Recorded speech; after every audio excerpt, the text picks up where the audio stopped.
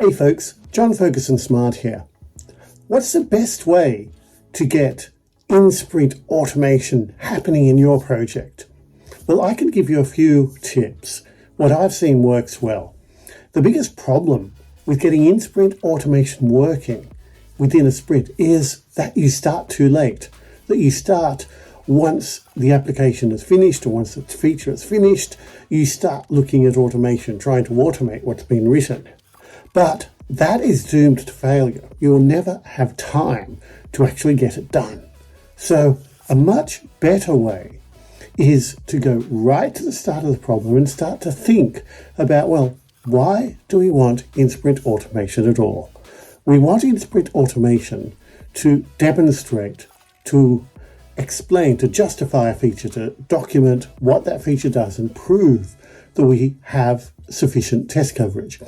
And the way we can do that in a sprint is to integrate it into our sprint planning.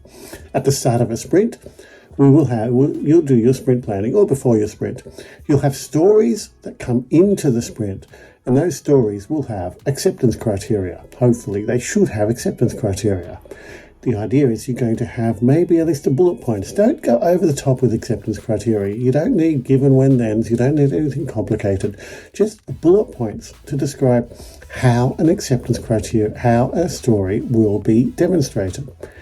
Now, when you are in your sprint planning, and here's the trick, integrate a test automation strategy into that sprint planning around those acceptance criteria. Talk with your team about how you can demonstrate each of those acceptance criteria using automation at whatever level is appropriate. Now, there may be some that you decide you can't automate and you need to do manually. That's a shame, but so be it. Just make sure you take note of that.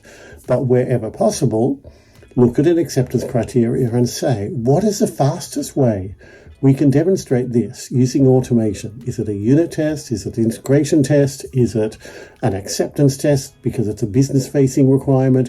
What is the fastest way to demonstrate it?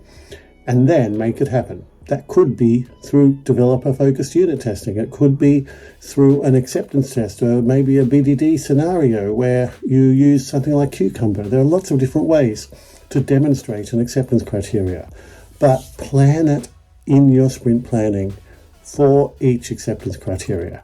That will give you a much higher chance of actually getting in-sprint automation done. So that's my tip for today. Thanks for listening, folks.